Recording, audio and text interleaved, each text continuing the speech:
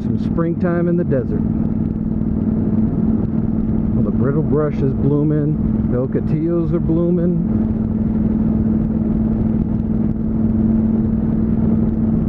The saguaros aren't blooming yet. I believe it's got to get to about 90 degrees before the saguaros start blooming.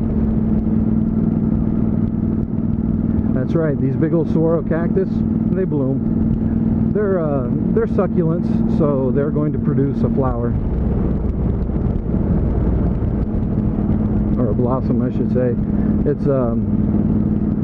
It's actually really, really cool when they do. They all look like they grow these little white mop top haircuts. You know, an interesting thing about these saguaros, and this is going to drive you guys nuts because I'm always full of a lot of things, but full of useless facts.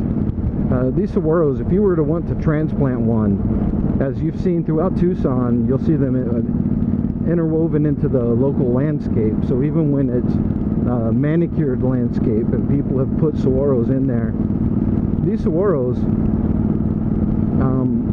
if you don't plant and transplant them correctly, they'll kill themselves.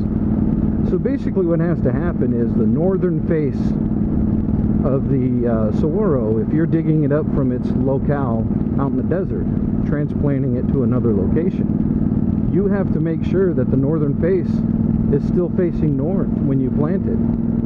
Because if you don't, what will happen is the saguaro will twist in order to turn its northern face back towards the north.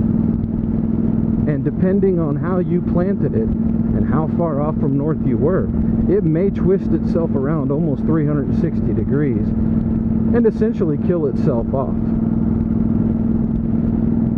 by twisting itself so tight down at the bottom that it ends up cutting off all of its own circulation, and it'll kill itself.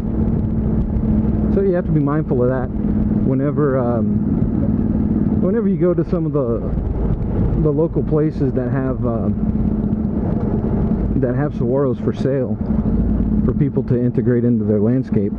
They'll have tags on them that show the northern face, and those tags have to be adhered to.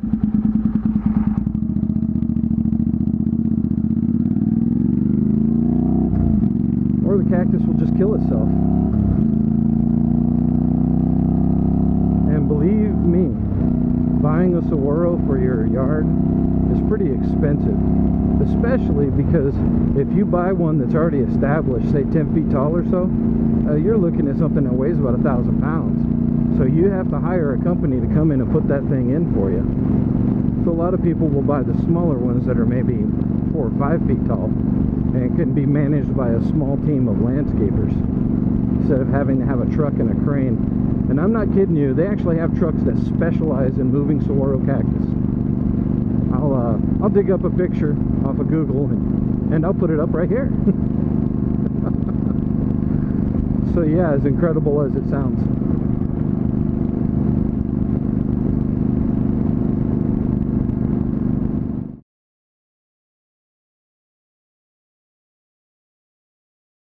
Yeah, so we're riding along, and that's stupid. Let's try this again.